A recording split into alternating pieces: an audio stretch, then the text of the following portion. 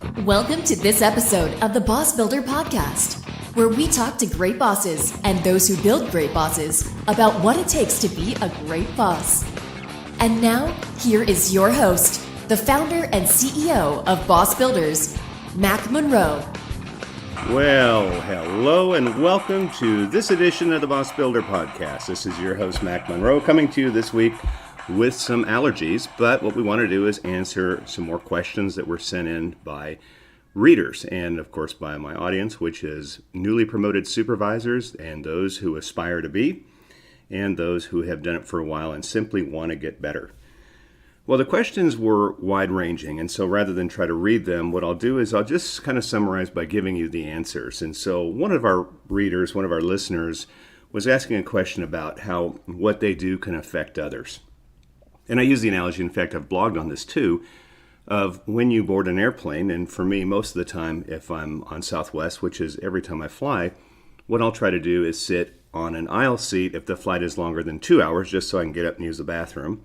Or if it's a shorter flight, I'll sit by the window. Well, on those longer flights, and I've done several of those recently, sitting in the aisle, I typically board quickly because I've got higher priority. And then I'm sitting there in the aisle seat, and I watch as people walk down the aisle with a backpack. And so this is very typical. Man walks down, double strap backpack, turns around to his wife or girlfriend and says, "Honey, where would you like to sit?" And as he turns, his backpack smacks me in the side of the head. He has no idea that what he's doing impacts others. And that's a lot of what you often see when you're an employee. You have a boss who simply does what a boss does, and that has an impact on you that maybe the boss doesn't realize. I can remember back when I was in the Navy as a dental assistant, you were on a 45-minute schedule seeing patients, and you as the dental assistant would have to get the room set up. You would have to seat the patient, you would have to then assist the dentist, and then when it's done, you dismiss the patient, and while the dentist is writing up the record, you very quickly have to clean the room, get the instrument sterilized, get a new set of instruments out, and go. And that works fine until the dentist feels like being a hero and decides, hey, while we're here, let's do all these other things, not being aware, I guess, that the schedule's messed up.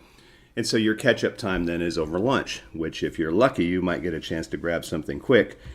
But you work quick, sterilize your instruments, clean the room just in time for your 1 o'clock patient.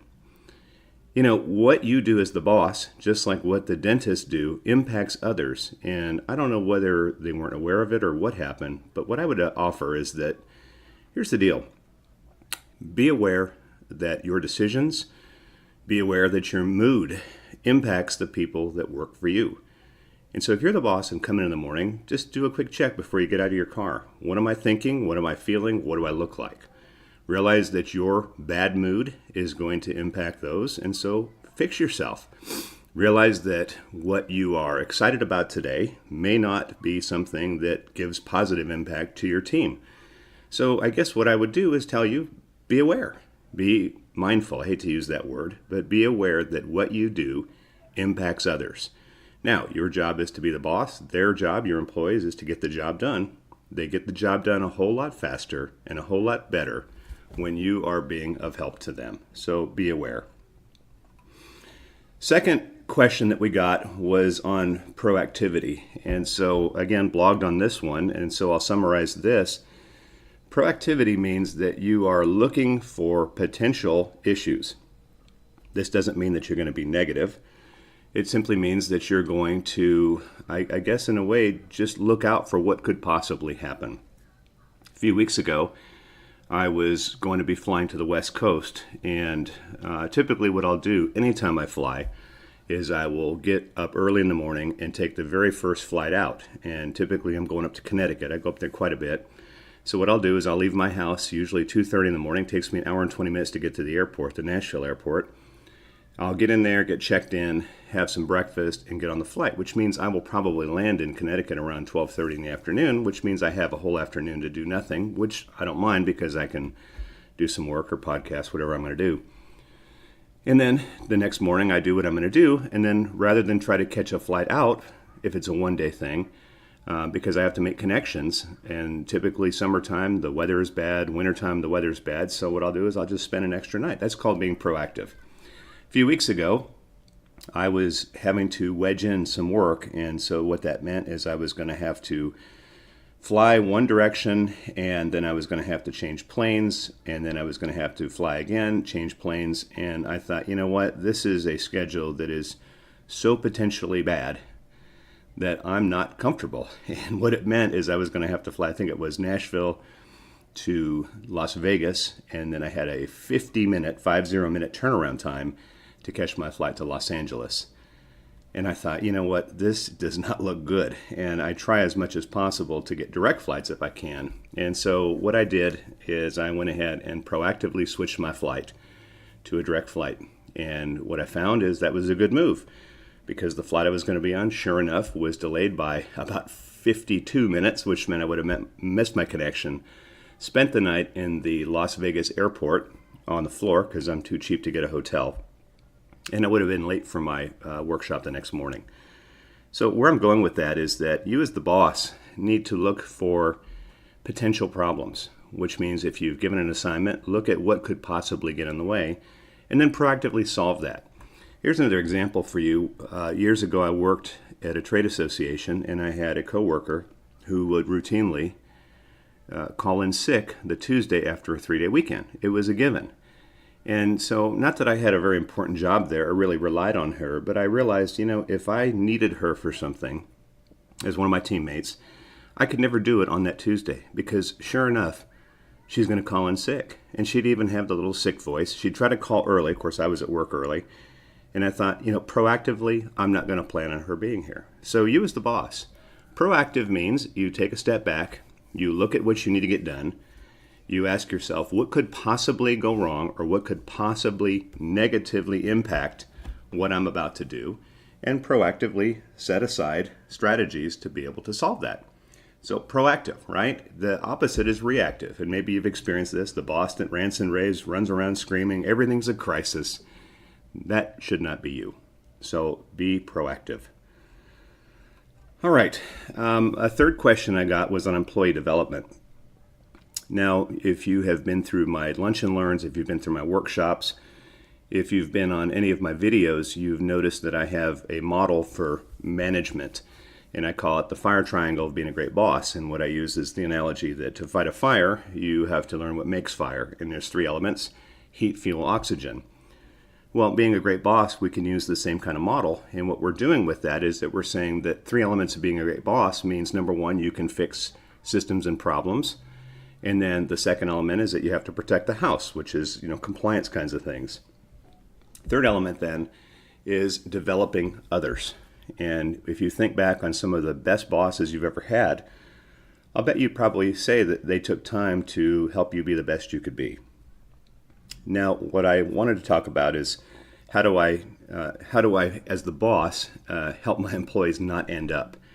So again, I blogged about this one, and ending up is what happens when you don't have a plan for your career, when you don't have a plan for your future. And there's a line from it's what we know as Alice in Wonderland, where she asks the cat, how do I get where I'm going? He says, where do you want to go? She says, it doesn't really matter. He says, then it doesn't matter which way you go. You basically end up. And I always use the example of the DMV. You don't grow up saying, one day when I grow up, I want to work at the DMV. You end up there. And so what I'd like to suggest is that you as the boss have regular conversations with your direct reports and ask them, 5 years from now, where do you see yourself? And some of them will say, well, I hadn't really thought about that. This might be a good chance for you to say, well, let's think about what your career could be, and then start putting them on a strategic path. There are people, I'm sure, that where you work, who they just simply want to come to work, do their job, and go home. There's nothing wrong with that. My fear for folks like that, though, is that one day if what they do is no longer valued, if the technology that they're a master of suddenly becomes something you don't need anymore, then they're going to be stuck. And then, of course, the second part of that is that you get complacent. So in your monthly coaching sessions, which I would recommend at least a check-in or at a minimum quarterly, take some time and ask your team, where do you see yourself in 1 year? Where would you like to see yourself in 5 years? And maybe even a question like this: when you were 10 years old, what did you want to be when you grew up? I mean, it seems like a silly question, but again, Everybody comes wired for greatness, and some people achieve it and others simply end up. If you have a team of people that you are managing and they are people who are career driven, there's a very good chance they are going to produce for you in a huge way, which means you're going to have to build the dream. So do not let your direct reports end up. All right, what I have developed over the past week or two is a new hashtag, and the hashtag is Boss Up, Boss On. What that means is it's part of your challenge, the challenge I'm going to give you as the boss, the challenge I want you to leave with after you have listened to this podcast. And in my blog, what I did is I talked about, which boss would you rather have? Boss number one is the screamer who gets in everybody's business and they can be kind of a raging tyrant. Or boss number two, which is the wimp that sort of hides in their office or their cubicle when chaos is going wild. Most people, we would say, I don't want the screamer, but I can tell you in my experience that the second one is the one you don't want to be. That's the one that just shies away from conflict, shies away from problems, is not proactive. And so that's where we come up with these hashtag words. So the first one is boss up. I know that one's been used already for entrepreneurs and things like that, but here's what I'm going to suggest. When you boss up, you start to develop yourself. And one way you can develop, of course, is by doing what you're doing right now, listening to the podcast. Mine is not the only one out there that'll give you really good information. There's a couple that I really enjoy. One of them is called The Art of Manliness with Brett McKay. And yeah, it's geared toward men, but anybody can listen because he's got a lot of good information on professional development and personal development. A second one I like is The Tim Ferriss Show. He is the author of The 4-Hour Workweek, among other books, and has a wide range of successful people that what he tries to do is kind of pull their secrets to success. And I'm on a really long driving road trip now, so I've listened to lots and lots of episodes. There's another one called the Jocko Podcast with a guy named Jocko Willink, who is a former Navy SEAL. His is a little bit darker, and his podcasts are extremely long. They're like 3 hours, so if you've got a really long drive or a flight, plug that one in. But it's all about your professional development. Bossing up means you're going to grow. Second way, of course, is reading. And if you go to my website, that's macmonroe.com, I've just put up a widget now of recommended reading. You can click right through to get these at Amazon. And of course, my books are there too. Maybe take an hour a day and read. A third way, of course, is to get some coaching. If you are the boss and you need to get better, then I would recommend finding yourself a coach. I can obviously recommend a couple. I've had one on my program before, Margie Bush from Wisdom Tree Coaching. You can reach her at wisdomtreecoaching.com, and that would be a good option for you as well. Boss up means you grow and get better. Then the last one, of course, is what we say boss on. That's the second half of the hashtag, boss on.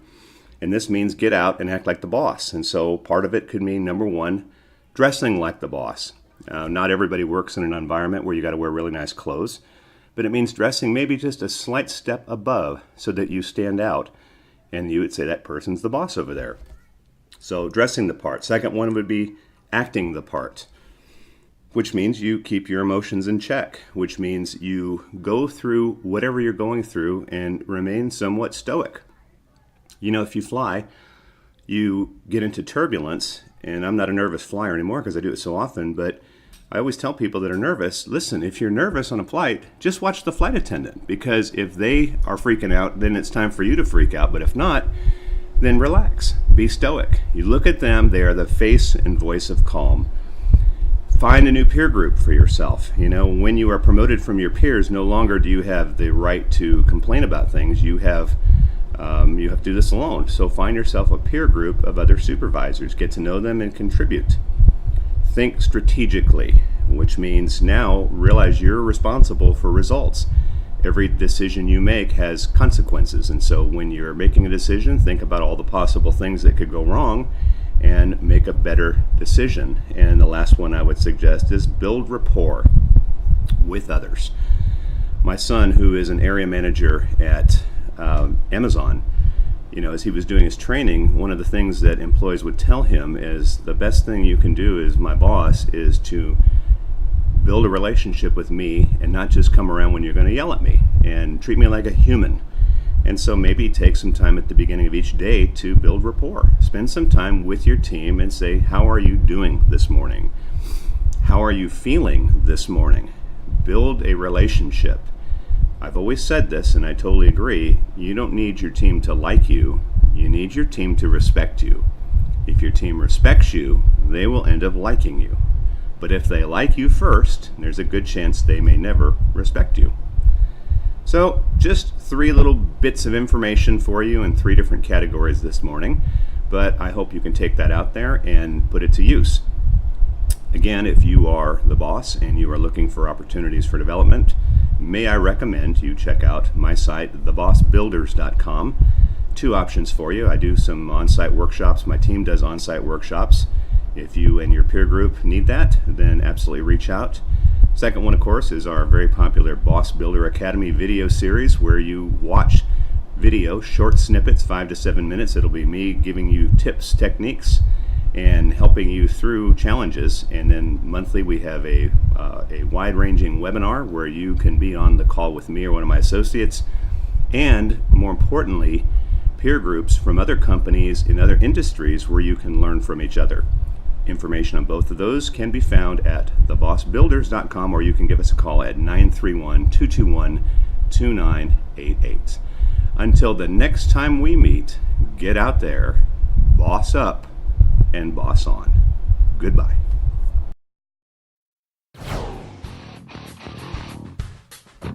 You've been listening to another episode of the Boss Builder Podcast with Mac Monroe. To get more information on being a great boss, visit us online at thebossbuilders.com or at Mac's blog, macmonroe.com. Until next time, get out there and be a great boss.